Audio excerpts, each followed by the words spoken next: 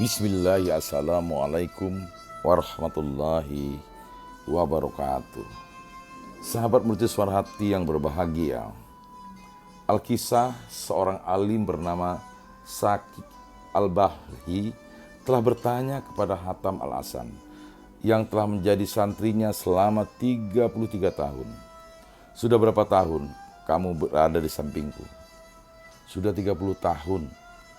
Dalam kurun waktu itu apa saja yang telah engkau pelajari dariku? Lalu dia menjawab, saya belajar 8 hal dari Anda. Mendengar jawaban sang santrinya ini, Alim Saki Al-Balhi kaget. Innalillahi wa inna ilaihi roji'un. Seumur hidupku engkau telah bersamaku, namun hanya 8 perkarakah yang dapat engkau pelajari dariku?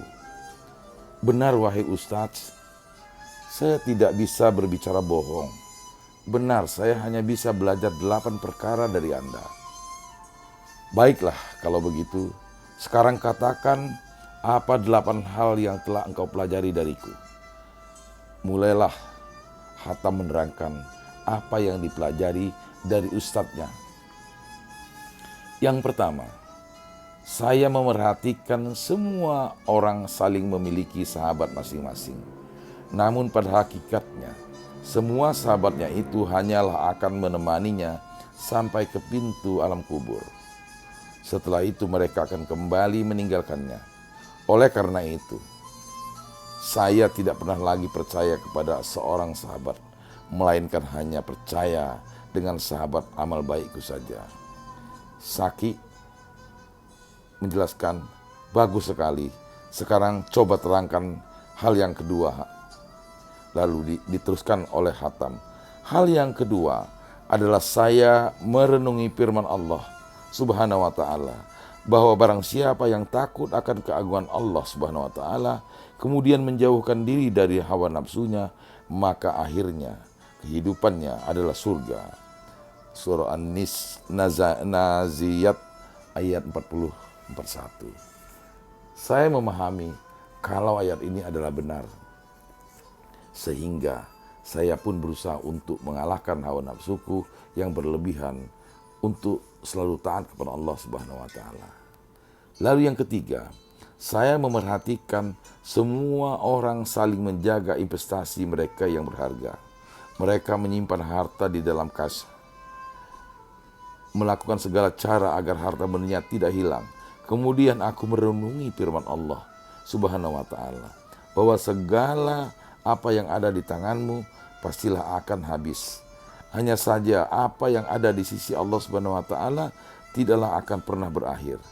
Sehingga aku membelanjakan semua apa yang aku miliki di jalan Allah Subhanahu wa taala agar tidak hilang.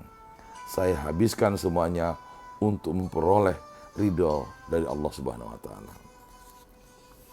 Selanjutnya yang keempat, saya memperhatikan setiap orang saling mencari harta dan kedudukan. Sementara aku mengerti kalau semua ini bukanlah sesuatu yang berharga. Karena saya paham bahwa Allah Subhanahu wa taala telah berfirman bahwa seorang yang paling mulia di antara kalian adalah yang paling bertakwa kepada Allah Subhanahu wa taala. Surat Al-Hujurat ayat 13. Sehingga untuk mencapai kemuliaan, saya memutuskan memilih takwa, bukannya harta benda dan kedudukan. Lalu yang kelima, saya perhatikan manusia kadang saling bertikai satu sama lain, saling merendahkan satu sama lainnya. Saya mengerti kalau sumber dari semua ini adalah sifat hasud yang ada di dalam jiwa manusia. Kemudian saya merenungi ayat Allah Subhanahu wa taala, kami telah membagi rezeki mereka di dunia. Dan saya pun memahami kalau pembagian ini adalah datang dari sisi Allah Subhanahu wa taala. Sehingga saya pun rela dengan apa yang datang darinya. Kemudian saya lempar penyakit hasud yang ada di dalam jiwaku. Setelah itu saya tidak memusuhi siapa seorang pun dari orang-orang itu. Dan yang keenam, saya melihat sebagian orang saling bermusuhan dan saling membunuh satu sama lainnya. Padahal Allah Subhanahu wa taala telah berfirman, musuhmu yang sejati adalah setan. Ketahuilah ia sebagai musuh.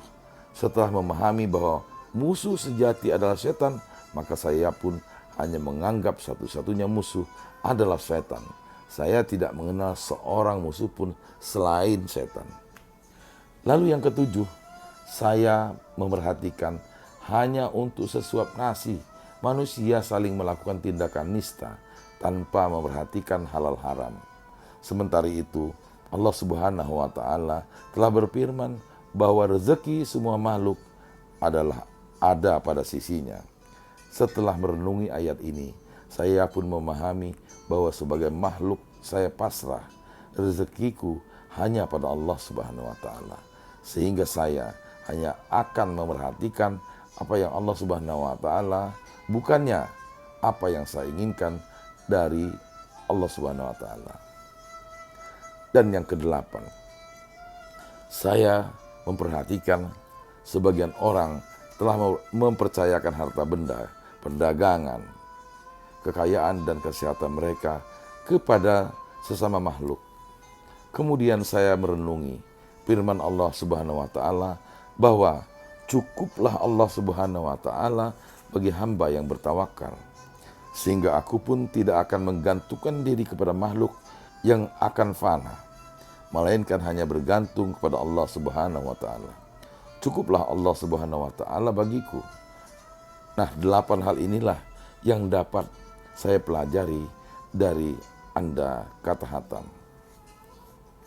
Setelah mendengar semua ini, Saki berkata, Hatam, semoga Allah Subhanahu wa Ta'ala memuliakanmu.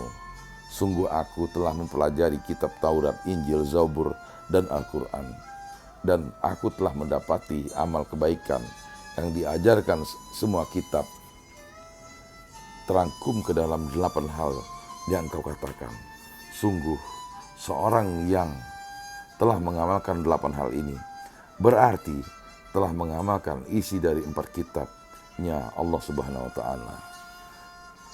Sahabat mercusuar hati yang berbahagia, tidak sedikit pun dari harta benda, kekayaan, ketenaran, dan tidak pula seorang sahabat pun di dunia ini yang akan menyertai kita sampai ke alam kubur. Mereka juga tidak akan pernah menyertai kita di alam akhirat nanti. Satu-satunya hal yang akan menyertai kita hanyalah amal perbuatan yang pernah kita lakukan di dunia ini. Apa yang kita perbuat untuk menunaikan tugas dan tanggung jawab kita kepada Allah Subhanahu wa Ta'ala. Semua inilah yang akan menjadi amalan baik dan atau buruk, yang akan menjadi sahabat atau musuh. Oleh karena itu, yang terpenting untuk kita lakukan selama di dunia ini adalah melakukan segala hal yang dapat diridhoi oleh Allah Subhanahu wa Ta'ala. Sahabat mercusuar hati yang berbahagia, semoga generasi ini dapat menginspirasi kita agar kita dapat memperbaiki diri untuk lebih baik lagi, menambah bekal kita untuk akhirat kelak. Semoga bermanfaat, lebih dan kurang mohon maaf. Billahi taufik wal hidayah. Wassalamualaikum warahmatullahi wabarakatuh.